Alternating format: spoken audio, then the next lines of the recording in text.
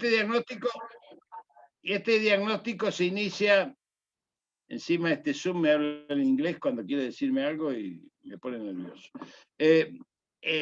Este diagnóstico empieza necesariamente con Carrillo y con Perón. Necesariamente, porque ahí no solamente empezó la producción pública de medicamentos con el EMESTA, sino que además se construyó el paradigma que tenemos que recuperar, arrasado por 50 años de neoliberalismo, que es el paradigma del fortalecimiento de la salud, donde los médicos tenemos muy poco que ver. Muy poco que ver. Carrillo nos enseñó en esto de la medicina social, que hoy se estudia en el mundo como epidemiología crítica sobre las determinaciones sociales de la salud, de que indudablemente el mejor plan de salud era agua corriente y cloacas, y que las enfermedades, virus y bacterias eran pocas causas de patología al lado de la miseria, la pobreza, la exclusión social, y algo que tiene mucho que ver con la actualidad, que es cuando nos dijo Carrillo que si los avances científicos tecnológicos no están al servicio del pueblo, no sirven para nada. Y hoy tenemos tratamientos biológicos de última generación que valen $500.000. Imagínense quién de nosotros podría hacer esto sin hipotecar a toda su familia. Así que bueno, dicho esto, obviamente con Perón y con Carrillo se inicia un proceso maravilloso de inclusión social en salud, de soberanía sanitaria y además de contención de los países limítrofes. No nos olvidemos que la última etapa de construcción de hospitales de Carrillo fueron en todas las puertas de entrada a nuestro país, en Paso de los Libres, en Misiones, en Formosa, en Jujuy y en Salta, para que nuestros compatriotas latinoamericanos no tuviesen que desarraigarse totalmente frente a eventos de salud. Esto habla también de la humanidad que tiene el peronismo desde el punto de vista filosófico y político que hoy indudablemente tenemos que rescatar. Esta humanidad que fue destruida, obviamente, y atacada justamente por ese sistema que necesitaba darse vuelta, pero que no pudo. ¿Pudo en lo económico? Sí, en lo económico. ¿Pudo en lo político? Sí, pudo en lo político. ¿Pudo en la conciencia colectiva, solidaria de la cultura sanitaria de nuestro país? No pudo. No pudo. No pudo, porque ya en la época de Perón, alguien dice las obras sociales nacieron con la ley 18610 de los años 70, que después la vamos a explicar. Pero no, nacieron con la época de Perón. Los mayores se acordarán del Instituto Bancario, los mayores se acordarán del Instituto Ferroviario, se acordarán del Instituto del Seguro, con hospitales públicos, la primera cirugía a cielo abierto de corazón que se hace en la Argentina se hace en el Hospital Ferroviario de nuestra capital, hoy destruido y cerrado. ¿Y por qué digo que eran como obras sociales? Porque reproducían el concepto militante que nosotros debemos recuperar de la comunidad organizada. Porque esas conducciones de los institutos estaban los beneficiarios, los trabajadores de las instituciones médicas y sanitarias y turísticas y el Estado. Tres patas de una mesa que se sostenía y que podía producir la respuesta por rama de actividad que se iba desarrollando. O sea que había una conciencia sanitaria, igualitaria, no de igualdad de oportunidades, sino de igualdad de condiciones, que es diferente. El liberalismo habla de igualdad de oportunidades. Y el chico que nace en Maimará, en Jujuy, o que nace en Pirané, Formosa, tiene hoy 5 años de expectativa de vida menos que el chico que nace en la capital, Rosario, Córdoba o Mendoza. Y eso, por más que digamos que tiene oportunidades, sí, claro que tiene oportunidades. ¿Cómo? Arreglate como puedas. El individualismo egoísta es lo que campea. El estado del peronismo, del movimiento nacional y popular, no plantea igualdad de oportunidades, plantea igualdad de condiciones, donde el Estado viene a superar las asimetrías que existen entre los grupos sociales y las distancias y aquello que tiene que ver con superar los obstáculos e inconvenientes que puedan presentarse a nuestros compatriotas para tener las mismas capacidades de desarrollo. Yo estaba viendo hoy un afiche que me dolió mucho, no tiene nada que ver con lo que estamos hablando, pero tiene que ver en lo social, porque vi un afiche de un grupo de un grupo de chicos de estos que cantan, que cantan en los boliches estos de los barrios, y el grupo se llamaba Nadie nos ve. Y a mí me pareció tan doloroso, tan doloroso. Nadie nos ve, se llamaba Bueno, nosotros queremos una Argentina donde todos nos veamos, donde todos nos abracemos. Esa cultura sanitaria duró durante muchos años en la Argentina, no la pudieron derrotar. Pudieron derrotar la Constitución del 49, vilmente, pudieron derrotar incluso hasta los derechos del trabajador, pero la cultura sanitaria no la pudieron derrotar. ¿Por qué? Porque tenían además una base de sustentación en aquello que Perón transformó, en el eje de la conformación del poder popular, que era el movimiento obrero organizado. Entonces, cuando vinieron los procesos de la revolución fusiladora, todo eso se refugió en mutuales y cooperativas. Todo. Fue a parar, que daban servicios de salud primarios, primitivos quizás, lo veríamos hoy, y sí, primitivos.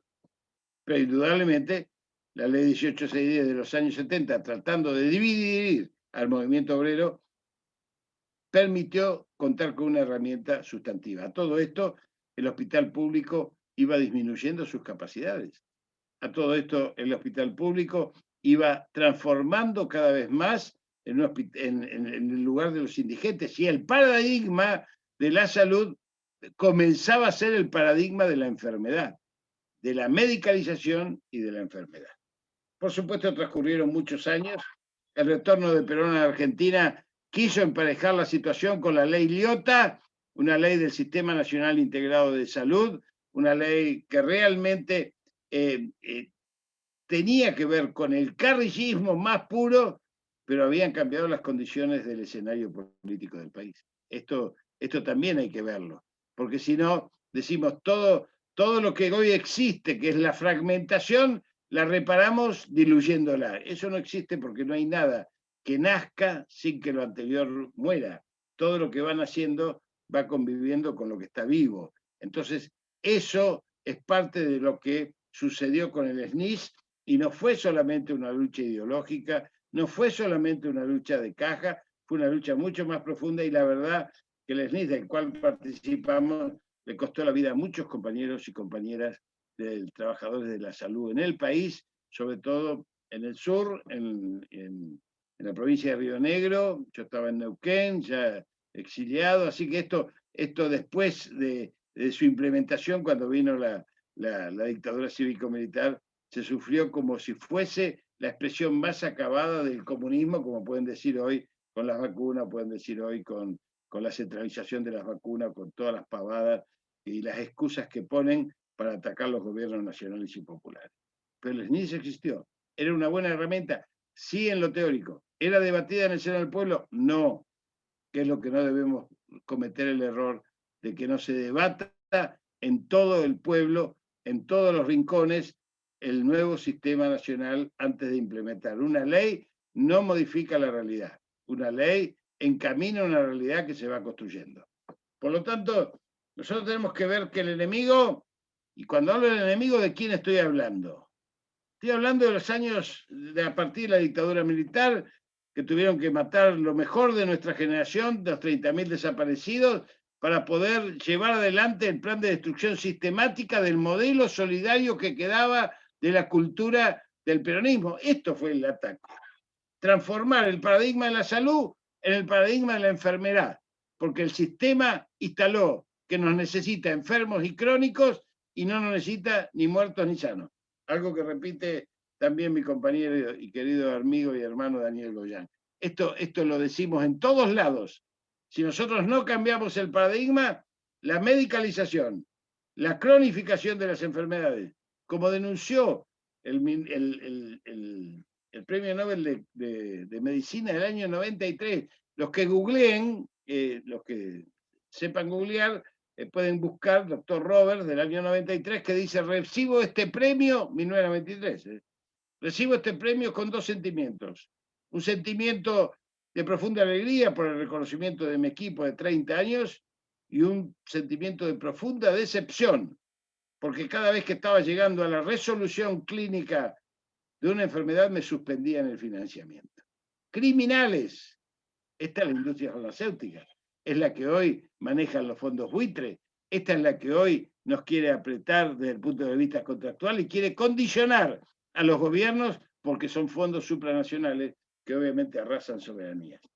La identificación del enemigo es necesaria, porque si no nosotros creemos que estamos peleando desde el ojo de la cerradura, y quieren que les diga, si peleamos desde el ojo de la cerradura tratando de reparar solamente uno de los elementos, no lo vamos a poder hacer. Es más, aunque tengamos el Plan Nacional de Salud, el Sistema Nacional Integrado de Salud, ya discutido y ya en marcha, si no hay un proceso de liberación nacional en la Argentina, no lo vamos a poder llevar a cabo. Por el sistema de disputa de poder que significa romper este paradigma e instalar la cultura nacional, popular, revolucionaria, patriótica, latinoamericana, mestiza, morena, profunda de nuestros sentimientos más arraigados de nuestra conciencia nacional. Entonces esto tenemos que saberlo. El enemigo desplegó un diseño estratégico sobre los sistemas de seguridad social y de salud y educación en la Argentina desde los años 90, en la tradición del menemato. ¿Los instaló? ¿Quién lo instaló? El Ministerio de Desarrollo del gobierno global, que ninguno de nosotros votó. ¿Alguno de nosotros votó el gobierno global? No. ¿Alguno de nosotros fue capaz de ir alguna vez a una urna para decir quién era el gobierno global? No. Es la hegemonía del mundo unipolar que se constituye eurocéntricamente a partir del occidente y que determina no solamente las políticas sociales, sino las políticas económicas e incluso determina los perfiles de los países sobre los cuales ejerce su dominio. El Ministerio de Desarrollo Social de ese gobierno se llama Banco Mundial y todavía ejerce su influencia. El Banco Mundial es el Ministerio de Desarrollo Social, el Fondo Monetario Internacional es el Ministerio de Economía, la OTAN es el Ministerio de Defensa, la OCDE es el Ministerio de Comercio, la OMS es el Ministerio de Salud. Cada uno de los ministerios tiene un parlamento, si tiene un parlamento que como todos los parlamentos no sirve para nada, que hace 60 años está diciendo que la Argentina e Inglaterra deben negociar Malvinas, o que Palestina tiene que ser un país, todo esto no sirve para nada porque hay un G7 que determina qué es bueno y qué es malo para el mundo.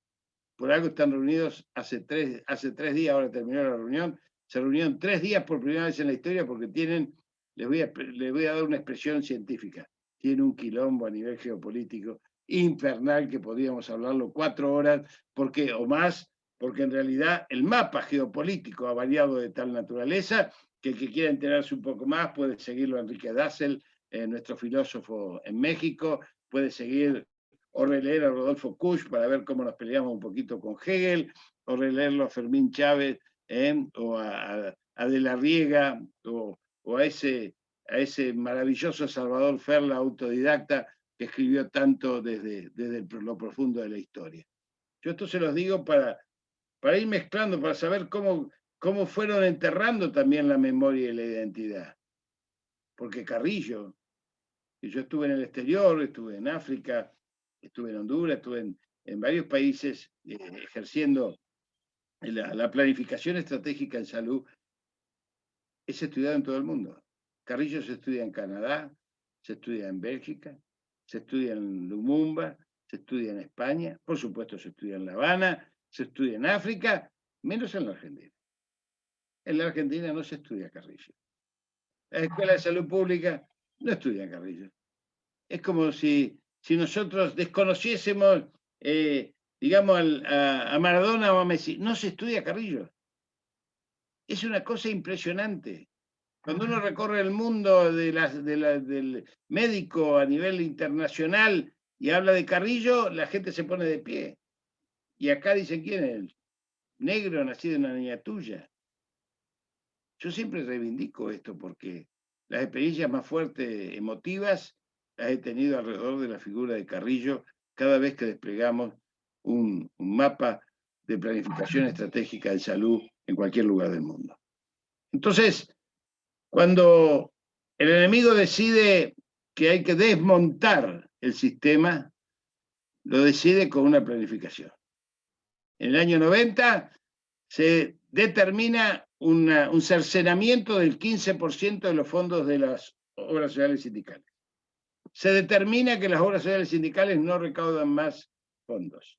Se determina que con la nueva constitución del año 94, la salud es para los consumidores, lo cual, constitución de 1994, pueden buscarla, habla de los consumidores.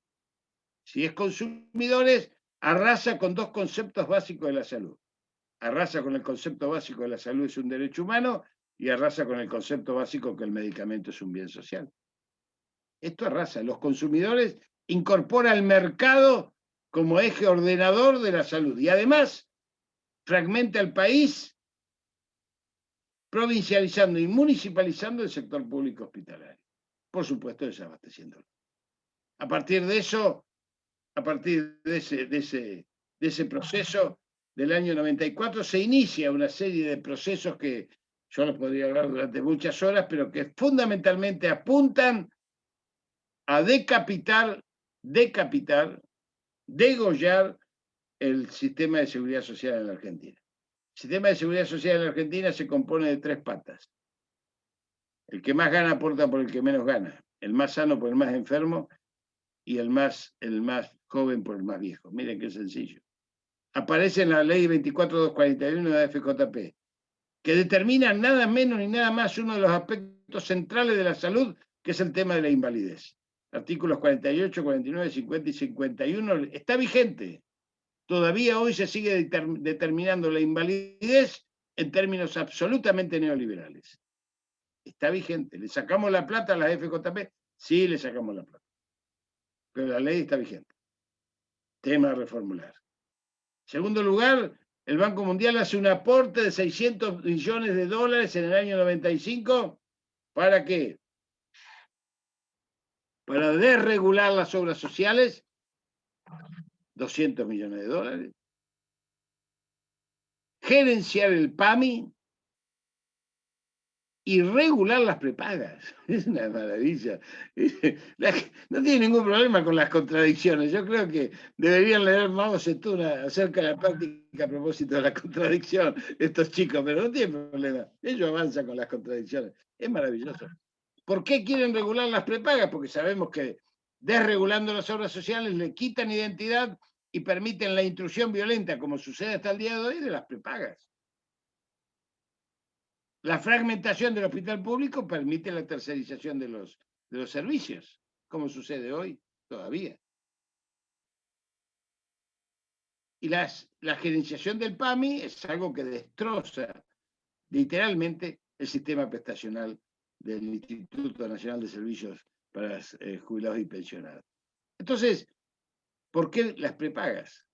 Necesitaba una ley de prepagas, porque la ley decía que para ser prepaga y reconocida en la Argentina tenía que tener un encaje de 5 millones de dólares, con lo cual eliminaban del sistema prestacional en las provincias a todos aquellos sectores que ofrecen servicios de salud, desde cooperativas eléctricas, los que son del interior. Bueno, acá no sé si alguien sabrá de lo que pasa en el interior, pero las cooperativas eléctricas, los bomberos, las mutuales, las cooperativas brindan servicios de salud en el interior del país. Entonces, para evitar que esos brindasen esos servicios de salud, se pedía un encaje en la ley de 5 millones de dólares, que solamente tenían los bancos, que venían acomodando 9 millones de personas. En esto hay varios libros, ustedes pueden leer a Mario Rapaport, un libro excelente sobre las AFJP, el libro de Recalde, de la segunda tiranía, la segunda década infame, el libro de Daniel Muni, que se acaba de morir, que era de Clarín, y sin embargo acompañaba esta visión, y un aviso parroquial, el libro mío, El genocidio social neoliberal, donde todo esto está escrito. Todo esto está escrito. Está todo escrito. Y en ese universo de las AFJP, porque no crean que estoy yéndome por las ramas, en ese universo consiguieron 9 millones de personas. Y en el año 1996 sacan la ley 24.557 de la Secretaría de Riesgo de Trabajo, ART, las famosas RT, aún vigentes, que obviamente, como hay algunas autoaseguradas, nuclea menos de 6 millones de personas, cruzando los datos, porque los cruzamos en aquella época, nos daba 14 millones de personas que se encaminaban a un seguro de salud manejado por los bancos. Modelo financiero expresado hoy en muchos países del mundo. Esto sucedió en la Argentina en los años 90. Y gritábamos en la soledad de este plan, cuando todo el mundo decía, yo me voy a la FJP porque me permite ir a veranear al Caribe con mis nietos. ¿Se acuerdan los que son mayores? ¿Se acuerdan de eso? Me voy con mis nietos. Entonces transforman la conciencia de la solidaridad en la conciencia del ahorro privado del plazo fijo. Estoy ahorrando para mí. Esto es un daño a la conciencia colectiva que instala el individualismo, destruyendo la conciencia colectiva de la solidaridad. El enemigo instala la cultura, una nueva cultura que iba hacia el Seguro Nacional de Salud, donde para hacer una endoscopía íbamos a tener que ir al Banco Santander a pedir la orden. Digo, para ponerle un chiste a esto, pero más o menos así, porque los 7 bancos que estaban manejando la situación, hoy ya no son los bancos, hoy son las prepagas, que son organismos financieros. Exactamente igual. Las cifras que hoy manejan por mes, las ART, que manejan el conjunto de supuestamente la siniestralidad laboral, enfermedades profesionales y la invalidez, y pagan los salarios de la Superintendencia de Riesgo de Trabajo. Una barbaridad. Lo dice la misma ley. O sea, las aseguradoras que tienen que ganar plata son las que pagan los salarios de la superintendencia que las tiene que controlar. Esto es maravilloso. ¿Saben cuánto recaudan hoy? 25.000 millones de pesos por mes. ¿Les gustó la cifra? 25.000 millones de pesos. Cuando se lo dije a Kicillof se quiere morir. Yo digo porque el Banco Provincia tiene su ART. Tenemos que cambiar este sistema. Tenemos que cambiarlo porque además la privatización de la higiene y seguridad en el trabajo nos sigue otorgando 2,4, 2,5 muertos por día en la Argentina por accidentes de trabajo que no son accidentes. Son falta de inversión, falta de conducción, falta de capacitación, falta de elementos de protección, falta de todo. ¿Por qué? Porque es más fácil pagar una muerte que está tabulada antes que cambiar un sistema productivo. Les voy a dar un solo ejemplo. No hemos podido todavía sacar la ley de los 50 kilos. La OIT autoriza 23 kilos 500. Lo hemos tenido que hacer por algo que no se sabe. Lo hemos tenido que hacer a través de los gremios porque nunca pudo salir del Parlamento la ley de los 50 kilos. Entonces lo hicimos por los convenios colectivos de trabajo que tienen fuerza de ley cuando son homologados. Por eso cuando hablamos de los sindicatos muchas veces hablamos alegremente, pero esto salió ya en muchos sindicatos, nos falta el cemento prácticamente, que es el único que nos queda, pero ya tenemos los rollos textiles que tienen que llevar entre 2 porque pesan 80 kilos, las medias reses las tienen que llevar entre 2, aunque todavía vemos cómo descargan de a una que pesan 105 kilos. Quienes trabajamos este tema, sabemos cómo son las condiciones de trabajo de nuestros trabajadores. Eso de que el trabajo es salud, minga, nosotros lo sabemos desde otro lugar, sabemos que el trabajo no es salud, el trabajo es algo que en muchos casos nos va afectando. ¿Por qué? Porque se aprovechan de la gente joven. El chico de 20 años, que le dicen descargar el equipo y te vas a tu casa, tiene 1.600 bolsas un equipo. El chico la agarra de a 2 porque quiere ir a ver a su novia, quiere ir a bañarse y ver a su novia, entonces puede llevar 100 kilos. Pero ese chico a los 40 años está fuera de la población económicamente activa. Y nosotros que cuidamos la salud, porque cuidamos la salud, tenemos que saber que a eso también tenemos que abordarlo. En este caso, la Superintendencia de Riesgo de Trabajo depende del Ministerio de Trabajo de la Nación, no depende del Ministerio de Salud. El precio de los medicamentos no depende del Ministerio de Salud, depende de la Secretaría de Comercio y del Ministerio de Economía. El ANMAT es un ente autárquico que tiene un anexo 1, que es una resolución que permite la entrada de los medicamentos de FDA de Estados Unidos, Europa, Japón e Israel, prácticamente sin controles, porque se supone que son entes reguladores de altísimo nivel y capacitación. Muchos de ellos entran para una cosa, para una determinada patología y se usan en otras patologías. Les voy a poner un solo ejemplo, no sé si hay alguna neurólogo por acá, pero la pregabalina, que era un medicamento neurológico, hoy se usa para el dolor de muela. Es una cosa infernal. Y vale fortuna. Fortuna. Y esto entra, y hay medicamentos que entran, que son autorizados por la FDA de Estados Unidos, que entran para exportación, porque se la utiliza para exportación. O sea, prácticamente transformando en conejillo de las Indias a todos los demás. Esto lo venimos repitiendo incluso con el tema de la medicalización, y ha llegado la industria farmacéutica al tema de la niñez, como dice mi compañera Gabriela Dueñas, sobre el tema de la medicalización de los niños, y para que ustedes tengan un dato de cómo ha influido todo este tema en las discapacidades, les puedo decir que hace menos de 8 años el promedio anual de certificado de discapacidad es de 800 y hoy es de 24.000 por año. La mayoría discapacitados, niños discapacitados mentales con enfermedades que no existen, como el déficit de atención. Esto hay que decirlo. ¿Se dan cuenta la cantidad de pliegues que tenemos? Por eso, si yo no hago este mapa, ¿cómo voy a ir a hablar del sistema? Ahora vamos a ir a hablar del sistema y lo que imaginamos. ¿Y cuáles son los ejes? Las próximas 4 horas yo se los voy a desarrollar tranquilos, para que se queden tranquilos. Bien tranquilos. Pero esto hay que decirlo, porque si no, no sabemos dónde estamos parados. ¿Qué tiene el Ministerio de Salud para manejar? Ahora tuvo con la pandemia, obviamente, una gestión espectacular desde el punto de vista del tema de la vacunación y del tema del aislamiento, el tema de la duplicación de camas, el tema de los insumos. ¿Pero qué manejaba si no había pandemia? Los planes del Banco Mundial. Los planes del Banco Mundial. El plan Sumar, el plan Nacer, el plan este, el plan otro. Todos planes paralelos, sin una planificación estratégica soberana y sin un formulario terapéutico nuestro que respete las zonas epidemiológicas.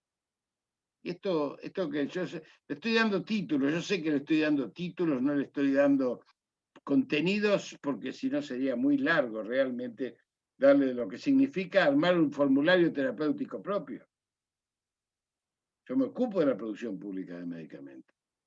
Y la verdad que los 36 laboratorios de producción pública sacamos con Cristina Fernández de Kirchner la ley 26688, sacamos la ley de trazabilidad, sacamos la ley de la ANLAP porque había un ministro que miraba para otro lado, no la quería reglamentar, y tuvimos que sacar la ley de la ANLAP, pero nos falta el proyecto estratégico para que el medicamento vuelva a convertirse no solamente en la estructura de costo del precio de referencia, sino que compre el 100% de los medicamentos de alto precio y baja incidencia que tenemos en el país, que son todos importados y que están desbalanceando a la seguridad social en todos sus aspectos. Entonces, este sistema que está tan fraccionado no nació de un repollo, nació justamente de una política que llevó a esta situación. Entonces veamos qué estamos haciendo y cómo nos estamos parando para discutirlo. Tenemos ahí un documento que yo no sé, Graciela, si vos lo hiciste circular de los ejes que hicimos en soberanía sanitaria, los ejes fundamentales de discusión que venimos charlando hace tantos años.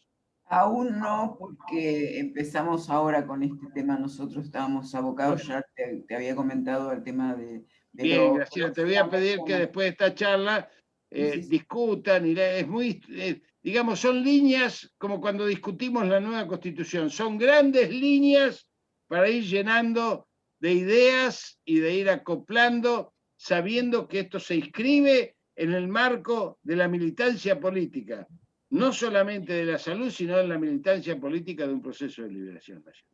Lo que Porque pasa esto que es para la introducción es necesario, para todos los que no pertenecen al sistema de salud, esta conversación con vos es esclarecedora. Después vamos a ponerle contenido a todo esto que estás diciendo. Perfecto, por eso te pido que después distribuyas el documento, por favor, Graciela. Entonces, ¿cómo nos estamos parando frente a esto? Bueno, lo primero que dijimos es, Veamos cómo es la inversión cómo es la inversión en salud en la Argentina. La inversión en salud en la Argentina lo hacen 4 sistemas solidarios. Las obras sociales sindicales, las obras sociales provinciales, el PAMI y el sector público hospitalario o el Estado, como quieran llamar. Salud pública. Salud pública, porque no es solamente el hospital, salud pública. Esa inversión, entre los 4 sistemas que yo llamo la mesa de las 4 patas, una mesa muy estable, aporta el 91% de la inversión total en salud en la Argentina, que no es una inversión menor. Y mucho más pavoroso es el dato que de cada 100 pesos de inversión, menos de 30 llegan a la prestación. Este es el dato. Este es el dato. ¿Por qué sucede eso? Miren, las obras sociales sindicales atienden al 38% de la población, el PAMI más o menos al 12, 13, y las obras sociales sindicales provinciales también 12, un poco menos del 12 quizás, y el resto del sector público hospitalario. Pero está todo intrusado, está todo mezclado. En el hospital público está la tercerización de los servicios, que son de lucro. En las obras sociales sindicales está intrusado por el tema de las prepagas, que ante el fracaso del 2001 empezaron a meterse ahí adentro para intentar salvar, decían ellos, y al final se quedaron con grandes obras sociales, manejando. ¿Y quiénes son los dueños de eso? Los mismos dueños que hoy son de las ART.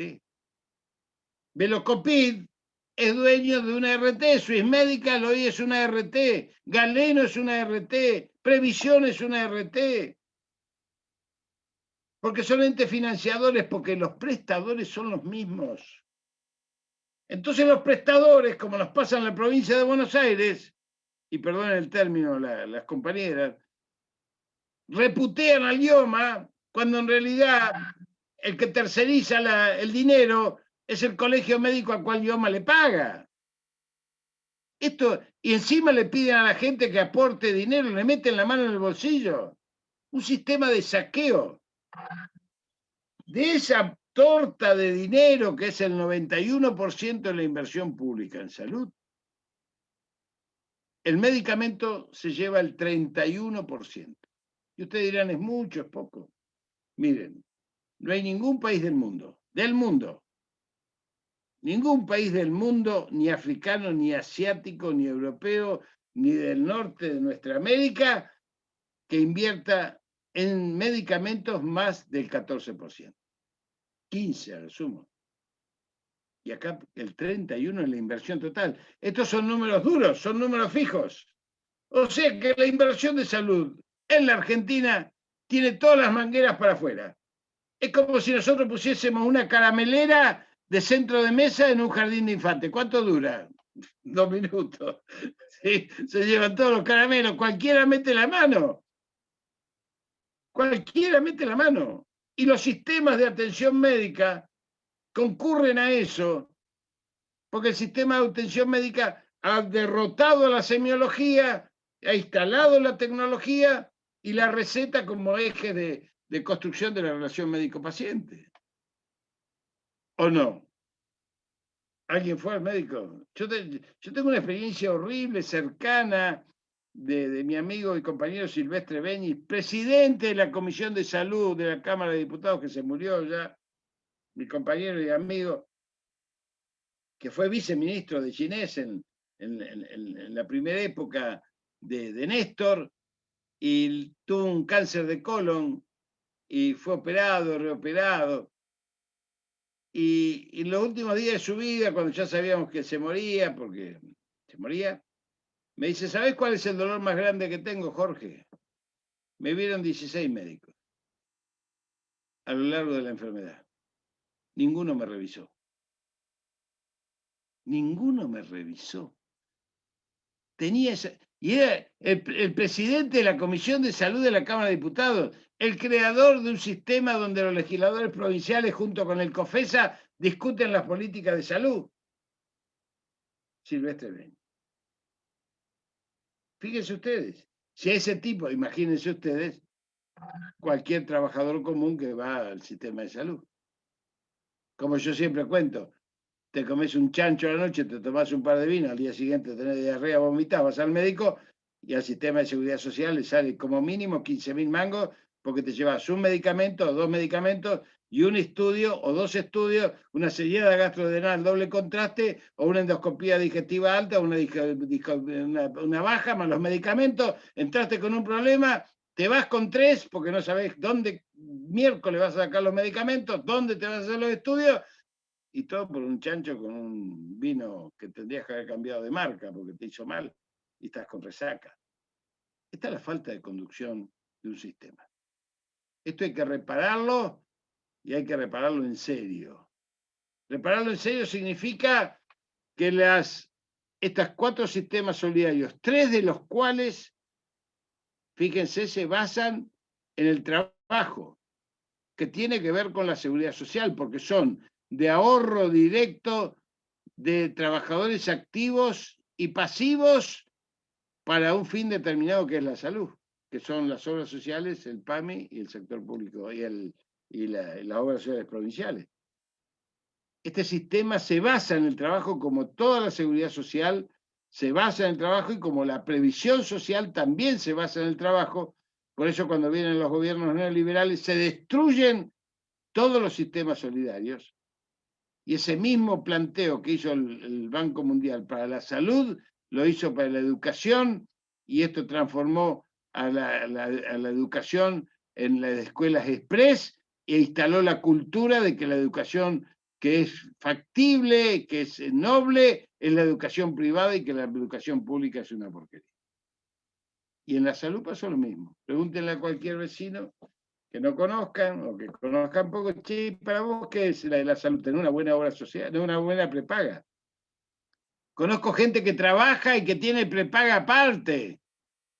Esta mentalidad es una cultura instalada, que es lo más difícil de derrotar, por más que tengamos planes. Por eso hay que militarlo.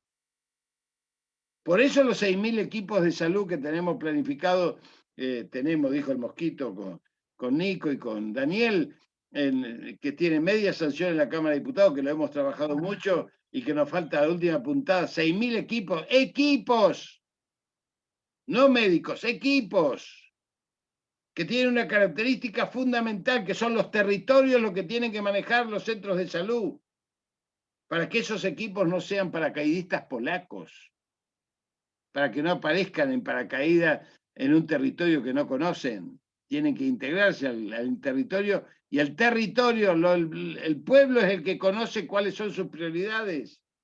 No se conocen las prioridades epidemiológicas, sanitarias de una población a la cual se va 4 horas por día. No se las conoce.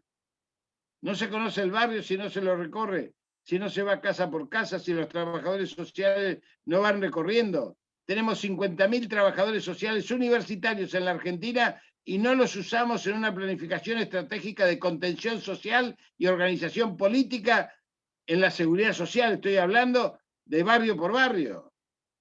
50.000 trabajadores universitarios, pero seguimos formando universitarios para el enemigo. Y ahí se engancha lo otro. Esta mesa de las 4 patas, entonces, tiene que poner las mangueras para adentro. ¿Por qué? Porque la mayoría del país, en el interior, en la Argentina profunda, en las provincias, en las localidades chicas, el hospital público es el único oferente de salud. No hay otro. Bueno, sin embargo, en esas localidades de 10.000, 20.000 habitantes, hay 6 obreros gráficos, hay 4 obreros de curtiembre, hay 15 obreros municipales. ¿Dónde van los fondos esos? Entonces tenemos que determinar un sistema que permita una ejecución plena de los recursos en cada localidad, en cada situación, donde quizás tengamos que empezar por etapas de las poblaciones más chicas a las poblaciones más grandes. Yo tengo esta experiencia en Perico, Jujuy, a 38 kilómetros de la capital de San Salvador. Esto por ser médico de Milagro Sala, recorrí mucho todo eso, y les puedo asegurar que en Perico no hay ni siquiera showroom. No sé si dije bien porque hablo mal el inglés yo, pero más o menos.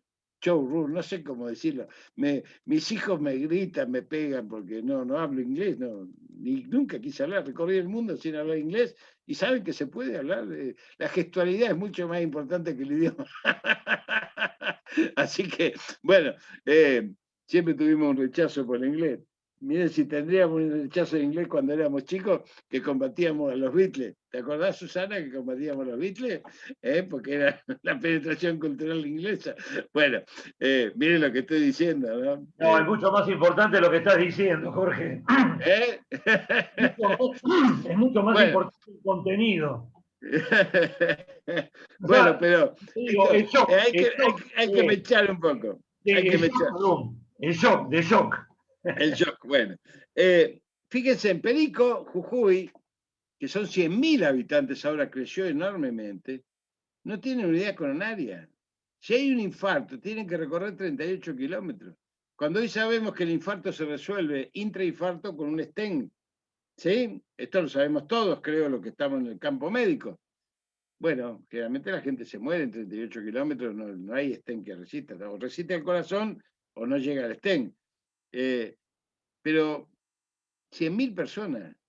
El sindicato del tabaco ahí es un sindicato predominante que tiene incluso clínica de atención primaria de la salud. Yo los he reunido a la secretaria allá y le dije, muchachos, ¿por qué no instalamos una terapia intensiva, aunque sea de 6 camas, o una unidad coronaria en el hospital? Tiene razón, doctor. Bueno, tenemos que hacerlo. ¿Cómo lo hacemos? ¿Cómo lo hacemos? Mi idea, esto es para discutirlo, es mucho. Es una ley de seguridad social en salud. Una nueva ley de seguridad social, que sería el Sistema Nacional Integrado, pero una ley de seguridad social en salud se llamaría. ¿Por qué seguridad social en salud? ¿Ustedes imaginan que cualquiera de nosotros tiene, por ejemplo, una chacrita en Mendoza, hace aceite de oliva virgen, muy bueno, y va y le dice a Carrefour, le dice, José, Carrefour, este aceite es muy bueno, vale 1.000 pesos. Y Carrefour te dice, ¿a mí qué me importa? Y, pero es muy bueno, ¿a mí qué me importa? Bueno, yo te lo pago 50 pesos. No, dice, ¿qué un aceite de esta característica? 50 pesos. ¿Por qué? Porque Carrefour tiene la fuerza de la compra. La mesa de las 4 patas nos daría la fuerza de determinar los precios de las prestaciones. Nos daría la capacidad de tener a los prestadores que quieran trabajar en la seguridad social en función de los objetivos de planificación estratégica de la seguridad social en su conjunto. Y que la seguridad social sea tomada como un conjunto y no como partes hoy desmembradas de un cuerpo despedazado que es absolutamente saqueado y violado, no ya por los prestadores, sino también por los financiadores. Y esto me parece un tema de discusión fuerte, es muy fuerte. ¿Por qué? Porque Velocopil salió a decir que no quería que se privatice el sistema, y si nadie quiere, al contrario, los que quieran trabajar con la seguridad social, vengan y trabajen. Ahora, si vos querés vender aceite de oliva, porque es muy bueno en la ruta, venderlo en la ruta. ¿Quién te dice que no lo vendas en la ruta? Que no vengas a Carrefour, porque el Carrefour mando yo, que pongo la guita para que vos tengas la capacidad de venta. No sé si me explico en esto, porque esto es un Estado presente, este es el Estado que conduce, tiene que tener objetivos muy claros, tenemos que ir a una protocolización, tenemos que cambiar incluso la Constitución Nacional para poder reparar el país sanitario y volver a una planificación estratégica de salud con protocolización de los procedimientos médicos asistenciales y una caracterización correcta de la atención primaria a la salud, a la cual tenemos que volver en forma inminente antes que se nos desmembre el sistema en la pospandemia. Para esto también hace falta actuar muy enérgicamente en otros antros de perversión, porque el medicamento no es el único acto de perversión. En las provincias, los colegios profesionales, los colegios médicos, por ejemplo, manejan la matrícula. O sea, el Estado ha perdido el manejo de la matrícula. Yo cuando lo hablo con Daniel digo, no podemos creer cómo tenemos que sacar la matrícula, hay que nacionalizar las matrículas. Tenemos que nacionalizar las matrículas nuevamente. Y tenemos que nacionalizar las residencias médicas. Y tenemos que evitar los colegios de profesionales en función de los contratos que se hacen, por eso la ley de seguridad social. ¿Quieren trabajar con nosotros? Bueno, los precios los ponemos nosotros. Y no le pueden cortar los servicios a ningún prestador, a ningún sector de la seguridad social. Y lo que firma el IOMA, lo que firma el PAMI, porque ellos van hoy, la industria farmacéutica y los prestadores firman con IOMA y con PAMI, y se acabó el tema porque ahí tienen los 12 millones que necesitan, el resto es todo chiquitaje, y a partir de eso empiezan a poner precios y presionar al resto, a los más chiquitos, y le cortan los servicios, le meten la mano en el bolsillo, los desfinancian, le ponen facturas truchas, le ponen prestaciones que no existen. Todo eso sucede. Todo eso sucede. Como en cualquier otro ámbito, ¿no? No es diferente a otros ámbitos de la Argentina, que ha sido violada desde hace 50 años por el neoliberalismo. Pero también tenemos que modificar las currículas médicas de formación, porque estamos produciendo profesionales para el enemigo, en todos los ámbitos, no solamente en la medicina, no solamente en la enfermería. En la enfermería menos, por suerte, son todas carreras nuevas. Pero tenemos que incorporar pensamiento nacional, antropológico y sociológico en la medicina, mínimamente.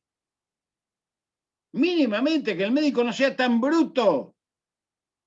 Hoy el médico sale bruto de la universidad, absolutamente impregnado de las técnicas, del manejo fisiológico, de las técnicas, si es posible, farmacológicas, pero son técnicas. No tiene una amplitud de la mirada, del pensamiento crítico hacia la sociedad, hacia el conjunto sobre el cual tiene que interactuar. Y ahí tenemos un gravísimo problema. Porque al salir con ese sello, estamos abriendo la puerta a la superespecialización. Y esto ha fragmentado totalmente la salud. Yo le propongo a Daniel algo muy, a Nico y a los compañeros con los cuales charlamos mucho, a Corchuelo, que estuvo grave también, a otros. Les propongo un plan que lo implementamos en la provincia de Neuquén en su momento con Mercado, que ahora está en la OPS, la doctora Mercado en los años 70, y que tiene que ver con que no podemos abrir las residencias al recién recibido. Tenemos que abrir solamente las residencias de las 4 clínicas básicas. Esto es muy audaz lo que le voy a decir, pero yo lo propongo para la discusión, después lo despedazan.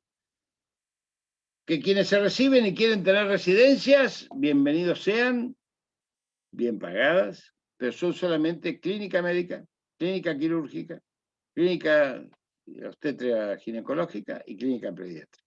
Nada más. No saben más que esas, que son las clínicas básicas. Esas 4 años de especialización en residencias, o 3 años, implican 4 años de contrato con el Estado, de retención de título y trabajo hospitalario. Con buenos sueldos, hay que recrear los sueldos. Si se quedan en esos ámbitos, a alguno le puede tocar Andacollo, Las Ovejas o Butarranquil. ¿Sí? Estamos en eso.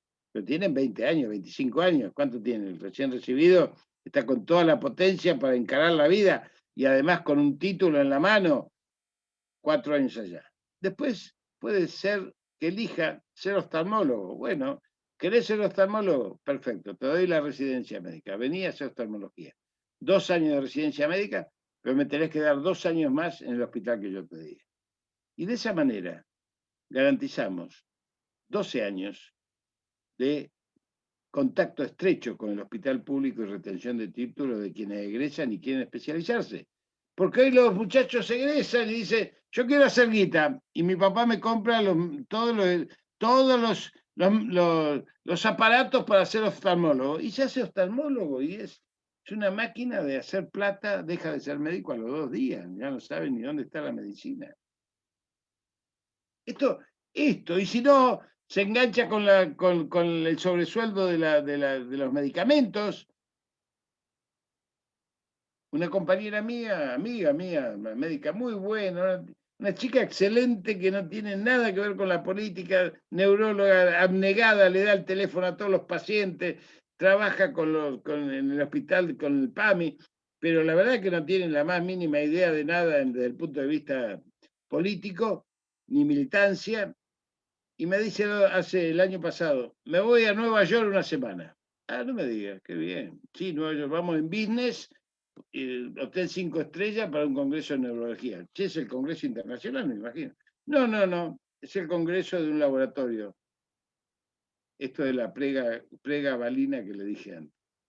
500 médicos del mundo, una semana entera en Nueva York, hotel 5 estrellas y business en el viaje para que empiecen a recibir. Y me dice la compañera esta, Alejandra, me dice, bueno, pero yo no, me pagan todo, yo a quien no le robo a nadie, no, le digo, no, le robas a 45 millones de argentinos que tienen que pagar tu viaje después con el precio de la pregabalina. Bueno, hoy la pregabalina que se daba en ese congreso de neurología, hoy se da para el dolor de muelas en la Argentina y lo recetan a 4 más. Entonces el desafío es muy fuerte. Imagínense que hablamos de las carreras, las currículas, hablamos de los colegios, hablamos de la matrícula, hablamos de las residencias, hablamos de la mesa de las 4 patas, hablamos de la industria farmacéutica y recién estamos en pañales de ver cómo hacemos esto para salir de este embrollo que venimos discutiendo hace muchos años. Por lo tanto, y para ir cerrando a las preguntas, para ir abriendo después a las preguntas, por lo tanto, un sistema nacional integral de salud tiene que discutirse con todos los actores. Y hoy los actores están fragmentados. Si no los sentamos a la mesa, lo que estamos haciendo es imponiendo algo que pensamos nosotros y eso lleva al conflicto político y a la confrontación. Por lo tanto, tenemos que ir trabajando con Daniel y con Nico. Trabajamos sobre 80 sindicatos al día de hoy. Hay ya convencimiento que hay que ir hacia la desregulación de las obras sociales, cada chancho a su rancho, recomponer la seguridad social como concepto solidario de una comunidad organizada y tenemos que ir hacia una recomposición del hospital público, de la atención primaria de la salud y de una planificación estratégica que nos permita dar respuesta en la mayoría de los puntos del país con equipos de atención primaria de la salud. Equipos, trabajo en equipo y con participación de organización territorial y comunitaria. Esto se está avanzando en la discusión, se está hablando con los movimientos sociales que se están organizando en una nueva obra social, que se están incorporando a la CGT los movimientos sociales, lo cual es bueno porque son trabajadores sin trabajo o trabajadores con trabajos precarios o trabajadores autónomos y hay que incorporarlos para tener no solamente la fuerza política de enfrentar lo que vamos a tener que enfrentar, sino que esto va a provocar un tsunami desde el punto de vista político. Por eso hay que tener mucha fortaleza política para poder llevarlo adelante. Es como si quisiésemos, y lo vamos a hacer, derrotar a Clarín. Exactamente igual. Es exactamente igual. Entonces, derrotar este sistema que ha llevado el Banco Mundial y el enemigo neoliberal al sistema sanitario y a la cultura, cambiar la cultura sanitaria del país, seguramente va a llevar generaciones. Pero hay que poner la marcha, hay que poner en movimiento esto para que haya un proceso de liberación nacional que incluya lo que vamos a hacer en salud. Así que esto se incluye en el modelo social solidario de construcción política biocéntrica que nos proponemos incluso para amigar el hombre con la naturaleza que está siendo destruida y en ese sentido quiero aplicar también la necesidad de incorporar las culturas médicas ancestrales al tema que estamos discutiendo, que tienen todavía mucho para darnos y que hemos sido absolutamente negados a esas culturas. No nos olvidemos que hay 3.000 millones, casi 3.000 millones de personas que no tienen medicina alopática, tienen medicina ayurvédica, tienen fitoterápicos, tienen los chinos y los indios, por ejemplo, ahí ya tenemos 2.500 millones, 2.600 millones de personas que practican otros. Y los chinos hoy, con esa sabiduría que tienen, han construido los hospitales, pero la atención primaria de la salud está en manos de la medicina ancestral y las técnicas de ciencia y tecnología más avanzadas están en el tratamiento de la enfermedad. Pero la consolidación, el control, el fortalecimiento del paradigma de la salud es el eje sobre el cual tenemos que construir nuestras capacidades y nuestra organización social, política y sanitaria para dar una respuesta a esta fragmentación. Como siempre, si la ventaja del enemigo es la fragmentación, la ventaja del campo popular, como demostró Cristina, es la unidad del campo popular. Y en la salud es la unidad de los sistemas para dar una batalla que tiene que ser en una direccionalidad de recuperar soberanía sanitaria. Bueno, muchas gracias.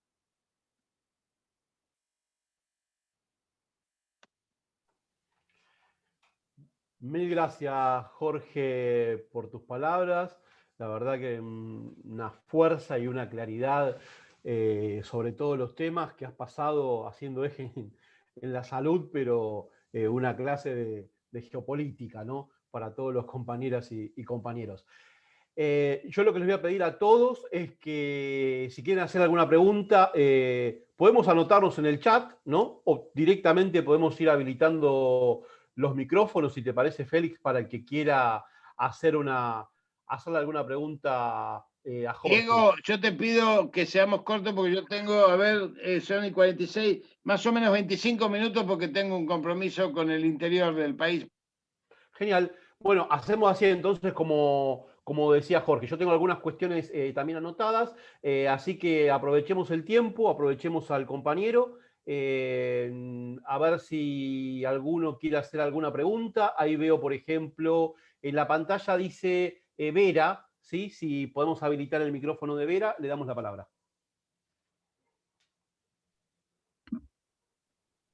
Vale. Ya podés... Sí, compañero. En primer lugar, quiero agradecerle a este maestro por la clase que nos ha dado, un maestro y un amigo y un compañero, Jorge Rachid.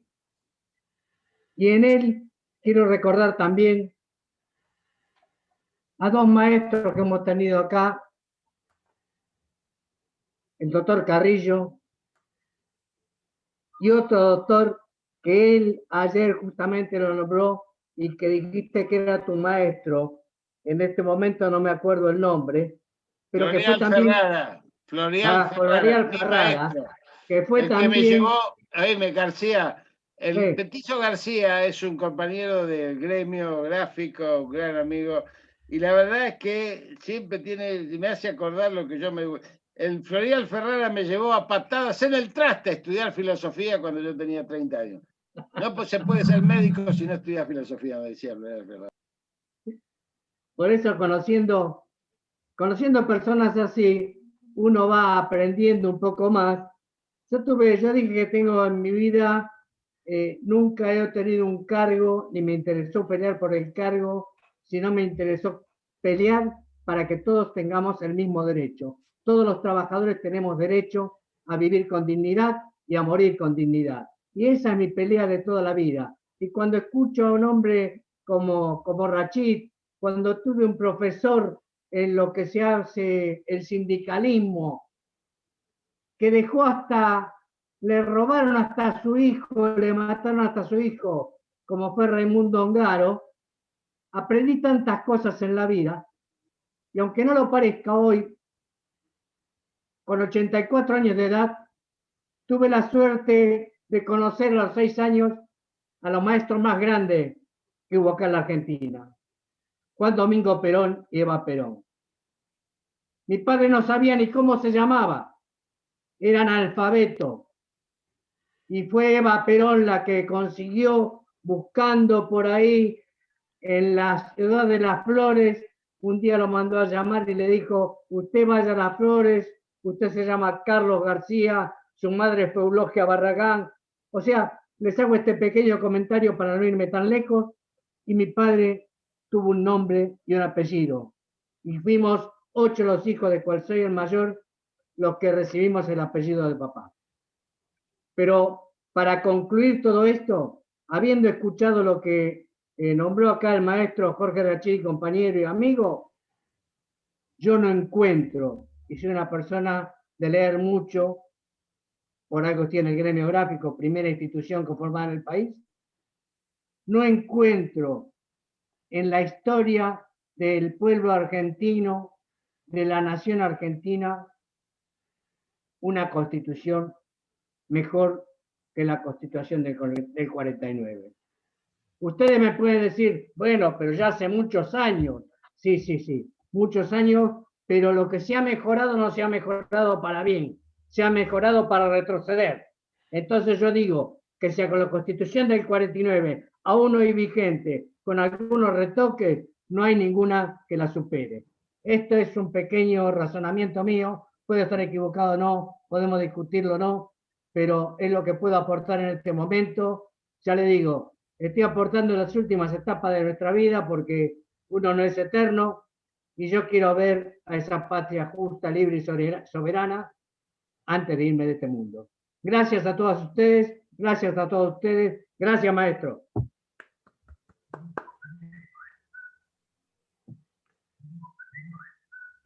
Bueno, yo estoy mirando ahí la pantalla a ver si algún otro compañero o compañera quiere hacer algún comentario, alguna pregunta. Veo ahí a Mario Molina que está levantando la mano. Si le podés habilitar el micrófono, Félix. Sí, ya lo habilité, Diego. Mario, adelante. Sí, gracias. Jorge, bueno, excelente y brillante y claro, como siempre, para que voy a repetir lo que ya seguramente te lo decimos todos cada vez que te escuchamos. Pero quería preguntarte, este Sistema Integrado Nacional de Salud, ¿cómo lo pensás o cómo suponés que puede ser su aplicación provincial o regional? Porque entiendo que los determinantes de salud, por ejemplo, del NEA, son muy diferentes a la del NOA, a la de Cuyo y la del sur. Me daba la impresión, en algunas cosas que mencionaste, que se está pensando muy centralizado, no sé si en Buenos Aires o en la capital federal exactamente. No tengo claro todavía si, supongo que dependerá de la estrategia de aplicación una vez que se organice y se resuelva aprobar un sistema integral nacional de salud. Pero ya al decir nacional, se te dando una idea o me da la idea de que es algo muy centralizado. ¿Cómo debería o cómo pensás que se puede dar, digamos, esta cuestión, además presupuestaria, ¿no? Porque las provincias manejan, vos dijiste las obras sociales provinciales, también hay sistemas provinciales de salud. Deberían adherir, entonces, bueno, no sé, esa era la inquietud que me queda de escucharte. Bien, mira Mario, lo que estamos pensando es verdad que el país tiene zonas epidemiológicas que tienen que tener respuestas precisas. Indudablemente es un tema que debe resolverse en la ley, por eso hay que discutirla. Lo que no puede existir es la fragmentación de que existe hoy, donde un diabético en Misiones es tratado sin una protocolización, sin una historia clínica nacional, sin ni siquiera un documento. Vos sabés, alguna vez yo estuve en el PAMI y propuse en aquella época, año 95, después que se fue Matilde, fui de asesor, porque a mí, viste, ya nunca más tuve cargos, pero de asesor médico, y proponía, vos sabés que en la cédula de identidad, si le agregamos un chip de 16, ayúdame a ver, de 16 chiquitos, un 16 megas serían, un simple chip de 16 megas como tienen las tarjetas de crédito, más o menos de memoria, tendríamos la historia clínica completa, la medicación de cada individuo que si se descompone en la calle o en cualquier lugar del país, sabríamos cómo tratarlo y protocolizar su historia clínica en cualquier lugar que lo encuentre la enfermedad. Entonces nosotros tenemos que avanzar, ya no se trata solamente de las zonas epidemiológicas, necesitamos protocolizar procedimientos, centralizar la información. Fíjate vos lo que te dije yo de la invalidez que es nacional y se maneja desde el Ministerio de Trabajo, es la base de las enfermedades prevalentes de la invalidez en la Argentina para la determinación de políticas estratégicas que permitan justamente evitar ese tipo de enfermedades. Y no las tenemos en el Ministerio de Salud. Es una locura. Entonces, es verdad lo que vos decís, hay que ponerse de acuerdo. Y desde el punto de vista de los flujos económicos, Yo te puedo asegurar que si yo te digo que hoy, de esa bandeja de caramelos que estamos poniendo de centro de mesa, de cada 100 pesos llegan 30 a la prestación, nosotros estamos estimando que la prestación no puede dejar el camino más del 8%, que es lo que marca la Organización Mundial de la Salud para cualquier trámite administrativo o de manejo de los sistemas sanitarios o de los dineros de la seguridad social. De un 8, un 10 ya sería un exceso. Así que imagínate lo que está quedando en el camino y lo que significa el flujo de dinero. Ahí veo el compañero que levanta la Constitución de 1949 y yo coincido con García en eso, porque es una Constitución de derechos. Y lo que estamos discutiendo con Zaffaroni, con Marcesat, con Cholvis, entre otros, con Arrigó, la doctora Arrigó, justamente 3 aspectos de la nueva Constitución. Apuntarán los derechos, trabajadores, niños, todo lo que sean derechos. Hasta yo quiero meter el plan de vacunación obligatorio y gratuito en los derechos constitucionales. Y poner en los derechos constitucionales los 3 servicios básicos de dignidad de la gente, agua, luz y gas, para que no estén al servicio del lucro. Esto es elemental, pero también queremos, García y el compañero Juan, en esa discusión de la nueva Constitución, empoderar al poder popular organizado y la comunidad organizada para que ejerza su titularidad los 365 días del año y no cada 2 años cuando lo llaman a votar un menú que no conoce. Esto es elemental. Entonces el campo popular tiene que tener herramientas para remover gobiernos de mentiras. No puede ser que se llegue al gobierno con mentiras y a los 2 años, por un proceso de marketing, sean reafirmados o sean fragmentados los votos. Esto, bueno, hoy publiqué un artículo sobre ese tema, que después si lo quieren lo pueden buscar, un aviso parroquial, se llama que la neblina electoral no nuble los aspectos estratégicos de nuestra decisión. ¿Sí? Esto, porque hay una neblina. Vieron que se vuelven todos locos por la elección. Todo el mundo quiere ser candidato. Ustedes habrán visto incluso carteles míos. Les prohibí a los compañeros que pusiesen candidatos. Les prohibí. Dije, no, yo si veo un cartel que dice diputado, lo saco y lo denuncio a ustedes, mis compañeros de construcción política. Ahí está Abel para desmentirme, si no. Mis compañeros del MTA, del Movimiento Obrero, de la Corriente Federal, les dije, no pongan eso. ¿Por qué? Porque nosotros, en todo caso, si yo tuve algún protagonismo, que no lo busqué, me puso la pandemia, lo vamos a ejercer en la discusión de las banderas estratégicas de nuestro país. Esto no se hace desde un cargo, se hace de las convicciones de la militancia política y la construcción de la comunidad organizada. Esto es así. No necesitamos cargos, necesitamos voluntad política y compromiso con el pueblo.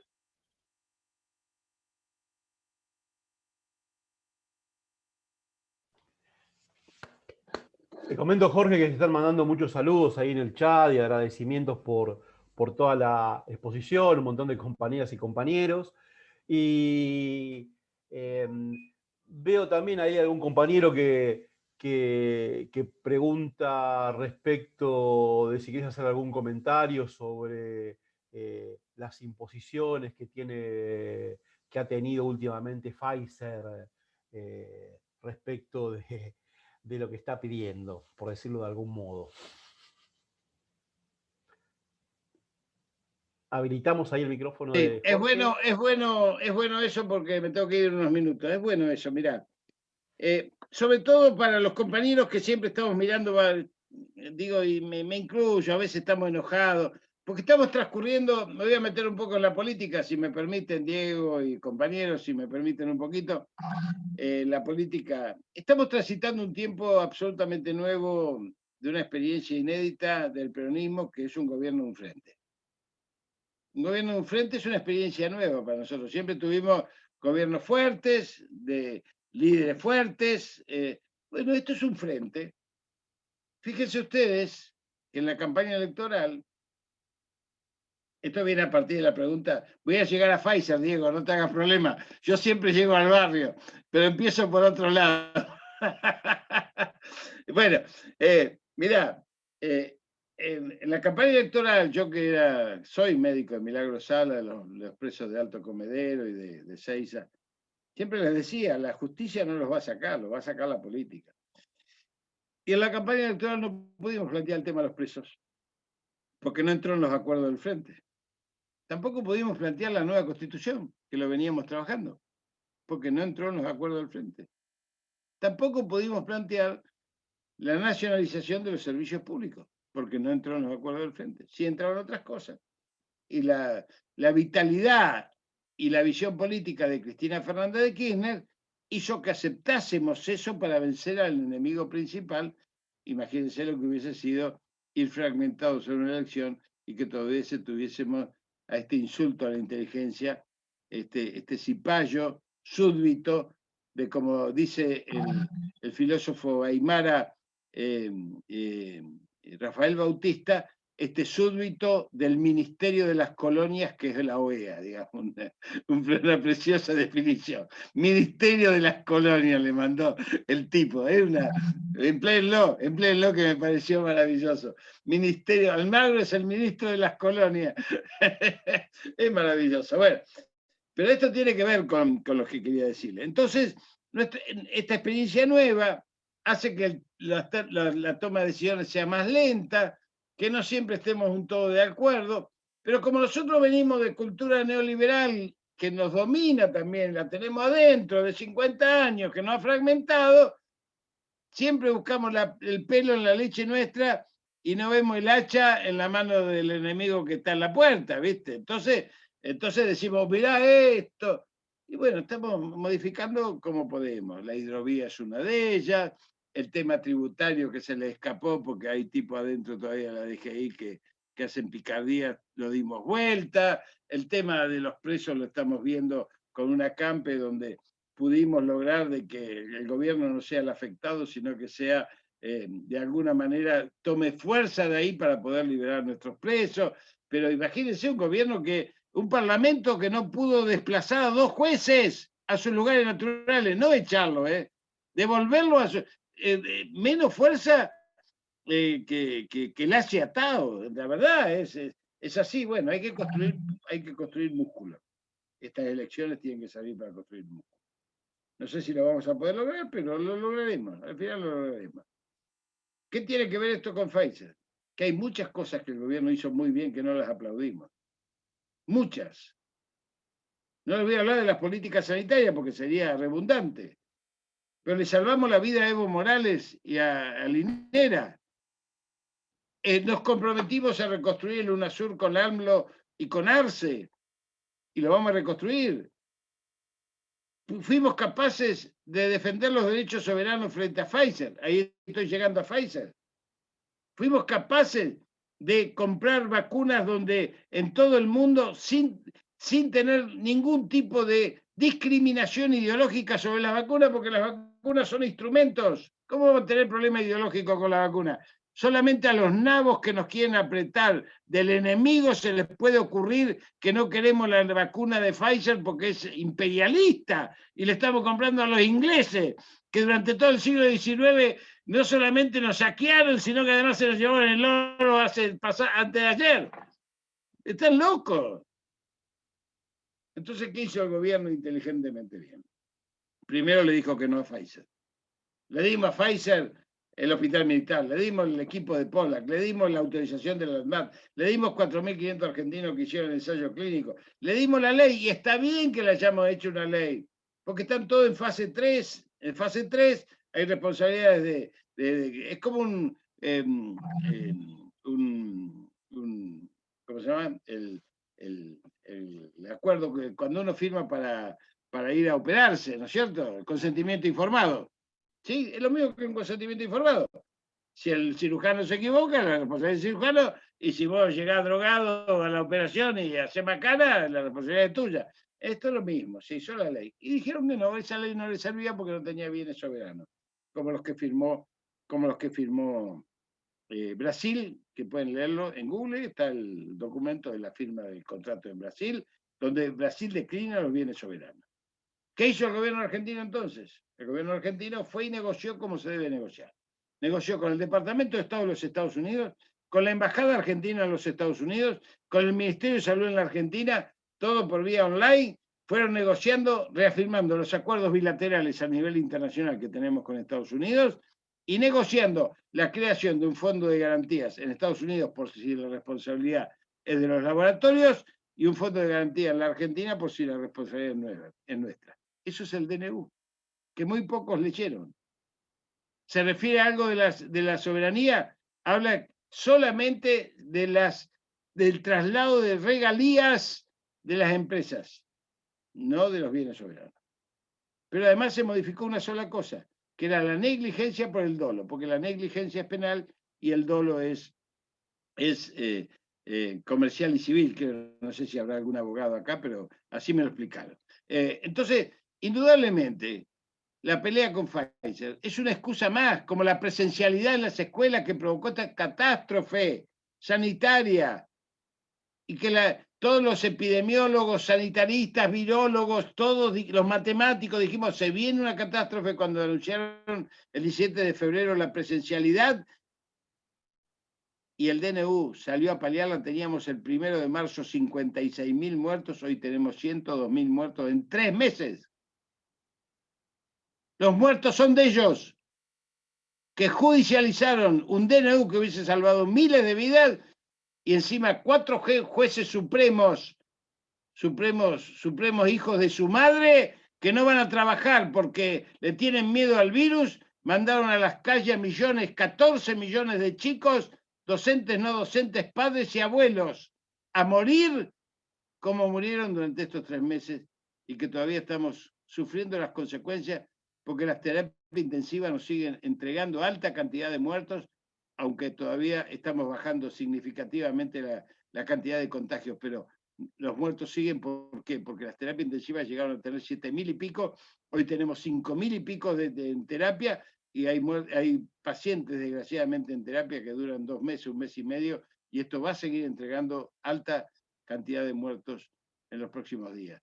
Pero la canallada, diría don Hipólito Yrigoyen, las patéticas miserabilidades, canallas y criminales de los desertores de esta guerra pandémica, los vamos a tener que juzgar cuando termine la guerra pandémica. Porque acá hubo héroes que tenemos que homenajear, mártires, héroes y mártires que tenemos que honrar, un pueblo que recuperó la conciencia social solidaria en su mayoría, y los desertores que tendremos que juzgar, porque cuando uno deserta en una guerra es traición a la patria. Belgrano los hubiese fusilado si fuese el éxodo jujeño. Muchas gracias, Jorge. Muchas gracias. Sabemos que tenés otro compromiso. No sé si tenés 1 minuto más para hacer un pequeño comentario que pregunta ahí un compañero sobre las vacunas argentinas, y ya después te liberamos. Las vacunas argentinas, la verdad es que hay tres equipos de investigando, uno en Córdoba que puede llegar a sacar una vacuna oral. Están terminando la etapa. No sé si, Graciela, vos tenés más información. Yo no me he metido últimamente en las últimas 2 semanas en eso porque estuve con otras cosas, pero estaban terminando las etapas preclínicas, todavía no entraron en la fase 1. Ustedes saben que la fase 1 determina si la vacuna no produce la muerte, la fase 2, digo para decirlo simplemente, ¿no? La fase 2 determina que produce anticuerpos e inmunidad en la enfermedad que estamos buscando, y la fase 3 se hace sobre millones. Así que hay 3 equipos trabajando, pero hay otros equipos trabajando en experiencias tan importantes como esa. Hay un equipo de chicas muy jóvenes en el CONICET que ha descubierto que el virus no entra por cualquier lado, entra por una proteína. Hay una proteína que le sirve de llave al virus, al COVID-19. Y esto es muy importante porque si se logra el antagonista de esa proteína, se logra evitar la entrada del virus.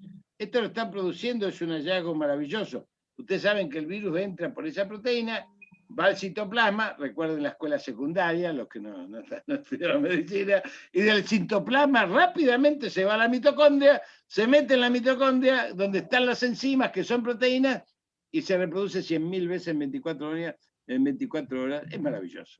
Si no fuese dramático, sería maravilloso. Hay que estudiar, y es muy lindo estudiar, porque el virus no es inteligente, es instintivo. ¿Sí? ¿Qué hace el virus? El virus, cuando termina con los grupos de riesgo, pasa a cambiar proteínas para ir a otros sistemas inmunes más firmes, como si uno tuviese que decir, bueno, la primera barrera la salto, la segunda barrera tengo que agarrar una escalera, la tercera barrera la tengo que pasar destruyendo el muro, la cuarta, bueno, eso es el virus, va cambiando proteínas. Es como el árbol que le construye uno una pared adelante y busca el sol, dibuja ramas caprichosas para buscar el sol. Nadie de nosotros diría, tengo un lapacho inteligente en mi jardín, digamos, ¿no es cierto? Bueno, no es inteligente el virus, es instintivo. Digo para que sepamos, para que además nos divertamos cuando hablemos de estas cosas en medio del drama. Por lo tanto, los equipos están financiados, para que sepan, con $100.000 cada uno de los equipos por el CONICET. Obviamente no es de desembolso, van a medida que van mostrando los resultados, pero hay financiamiento de $100.000 por equipo, están trabajando bien. Yo creo que en un año vamos a tener fase 3 de vacuna argentina, y mientras tanto, gracias a Cristina Fernández de Kirchner, que en el año 2013 inauguró la primera planta de biotecnología de los monoclonales inventados por César Milstein, que lo tuvo que terminar de desarrollar en Cambridge, echado por el gobierno cívico-militar de Onganía, y el programa Raíces, que permitió recuperar 1.248 científicos de todo el país, echados por los Cavallo Boy, los Macri Boy y los Chicago Boy, más ahora que lo hemos vuelto a abrir, hemos podido recomponer la ciencia y la tecnología, y no nos olvidemos que el siglo XXI es el siglo del conocimiento. O nos liberamos por lo que fue la sustitución de importaciones García de la época de Perón, hoy es el desarrollo científico, tecnológico, la investigación y el desarrollo, el conocimiento científico, y por eso les digo que tener satélites, tener radares triple D, tener la ciencia y tecnología que tenemos, a mí me llena de orgullo patriótico, se me hincha el corazón, y lo podemos consolidar si somos capaces de consolidar la patria, matria grande latinoamericana, con identidad y con memoria. Porque patria es padre enterrado, es memoria oral, familiar y social, es memoria de recuperación histórica. Hay que vencer a Mitre en eso, ¿no? Y la matria es la madre tierra, la que nos da de comer. Es el agua dulce que decía Perón en Modelo Argentino para un proyecto nacional 60 días antes de morir. Decía, el mundo va a ser de los bloques. Y ese mundo de los bloques tiene que defendernos al país de los alimentos, el agua dulce y los recursos naturales, fósiles y minerales. Modelo argentino para un proyecto nacional. El imperialismo, decía Perón, va a venir por ellos, con nosotros o sin nosotros, y dependerá de la capacidad de los argentinos para defenderlo. 60 días antes de morir. Cuando dijo el agua dulce, nosotros que teníamos 25 años nos reímos, dijimos al viejo no le llega agua al tanque. Bueno, no nos llegaba a nosotros inteligencia para comprender su visión estratégica. Hoy el agua dulce se cotiza en Chicago, el acuífero guaraní, la parte brasilera, la están explotando la Nestlé y la Coca-Cola, y Pfizer en las conversaciones privadas pidió los glaciares. No es casual. Y nosotros vamos y compramos una botellita de agua y la pagamos como si fuese un litro de nafta, cuando el agua de la canilla es mucho mejor que cualquier agua envasada hoy en la Argentina. Pero la cultura que nos han impuesto es esta cultura del coloniaje y la dependencia. Por eso el proceso de liberación nacional sigue abierto. Bueno, ahora sí, me tengo que ir. Muchísimas gracias, los abrazo, muchísimas gracias a todos. La verdad es que me siento muy bien estando con ustedes. Muchas gracias. Muchas gracias, compañero. Muchas gracias. Muchas gracias, Jorge. Y muchas gracias a todos por haber estado en este conversatorio de la Cámpora Templanza Suramericana, y los esperamos, seguramente les mandaremos la invitación para el próximo que hagamos. Muchas gracias a todos y todas, compañeros, compañeras.